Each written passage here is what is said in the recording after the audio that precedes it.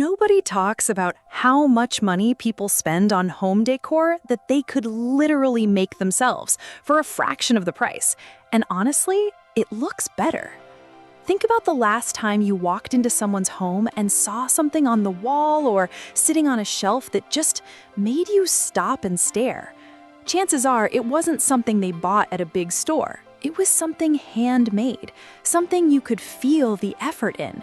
And if you've ever tried to figure out where to even start with making your own home decor, this video is going to change everything for you. Because today, I'm going to walk you through some of the most beautiful crochet home decor ideas that people are actually making right now.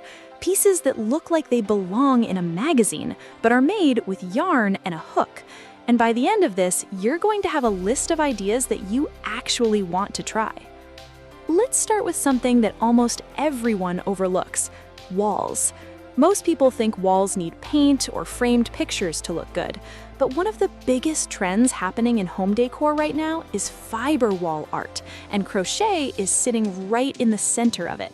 We're talking about large, textured wall hangings that add warmth and depth to a room in a way that a painting just can't. The classic bohemian wall hanging is a great starting point. You take a wooden dowel, the kind you can find at any craft store, and you hang long strips of crochet work from it. The trick is in the texture. When you mix different stitches, like a loose mesh stitch next to a tighter shell stitch, you create something that has visual layers. It doesn't look flat, it looks intentional. It looks like it was made by someone who knew exactly what they were doing, even if it was your first try. And the size matters a lot here. A small wall hanging on a big wall gets lost. Go bigger than you think you need to. A piece that starts from a 40 or 50 centimeter dowel and hangs down about 70 to 80 centimeters becomes a statement. It becomes the first thing people notice when they walk into a room.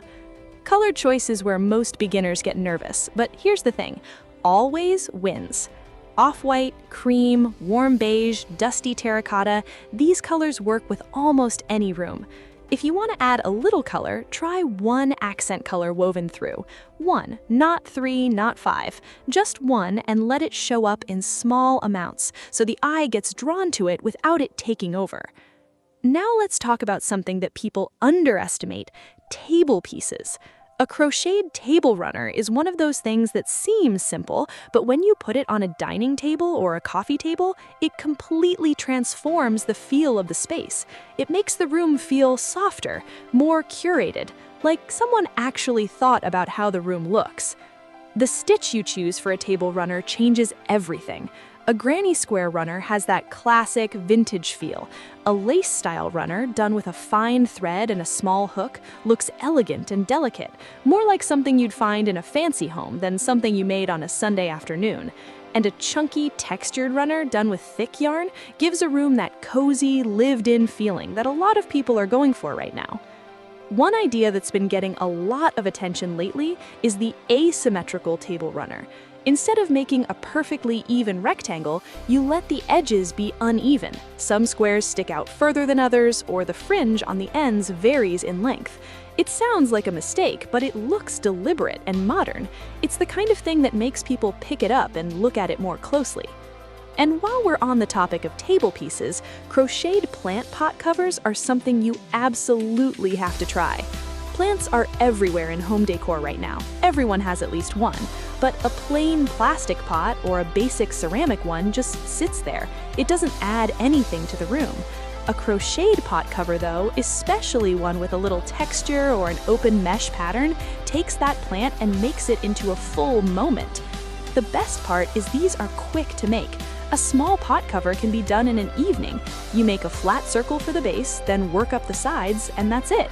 You can make 5 of them in a weekend and put them all over your home, and suddenly every single corner with a plant looks intentional. Now let's move to something bigger: floor pieces. Crochet rugs are one of the most underrated things you can make for your home. People see the word rug and immediately think it's too hard or too time-consuming. And yes, a large rug takes time, but the result is something you can keep for years, something that's literally part of your floor, part of your everyday life. For beginners, a small round rug is the best place to start. You work in the round, increasing as you go, and you end up with a flat circle that you can put in front of a sink, under a coffee table, or in a bathroom. The t-shirt yarn or thick cotton rope yarn works incredibly well for this, because it's durable and washable.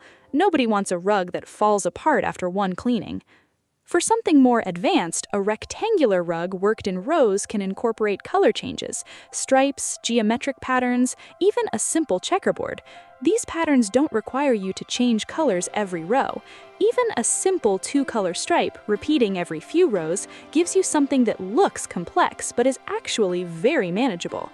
One style that's become really popular is the braided look rug. You use multiple strands of yarn held together and work wide, thick rows. The result is something that genuinely looks like a braided rug but is made with crochet. It's dense, it's durable, and it adds incredible texture to a room. Now, here's something that almost nobody thinks about: crochet storage. We're not talking about utility baskets you hide in a closet. We're talking about baskets and storage containers that are so good-looking you put them out on purpose. You display them. A chunky rope basket worked in single crochet with a thick cotton rope is one of those pieces that looks absolutely expensive. You know those baskets you see in fancy home stores for $60 or $70? You can make the same thing for less than a quarter of the price, and yours will be custom-sized to exactly what you need. Want a basket that fits perfectly on a specific shelf? You make it that size. Want it a little taller to hold blankets? You keep going. The control you have is something you never get when you're buying. A set of 3 matching baskets, small, medium, and large, arranged together on a shelf or on the floor of a living room is one of the easiest ways to make a space look put together. The repetition of the same pattern in different sizes feels cohesive. It looks like it was styled by someone who knows what they're doing. For the inside of these baskets, you can add a fabric liner.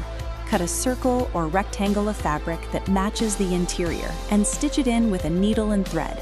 It makes the basket feel more finished, and it means you can use it for things like yarn or magazines without anything slipping through the gaps in the crochet. Let's talk about something really specific that's been showing up everywhere: crochet lampshades. A lampshade made from crochet does something that almost no other piece of home decor does. When the light is on, the pattern in the crochet becomes visible through the shade. The stitches cast tiny shadows on the wall and ceiling. The light that comes through the holes in the pattern gives the whole room a warm, dappled glow. It changes the whole mood of the room just by being turned on. The key with a crochet lampshade is to use cotton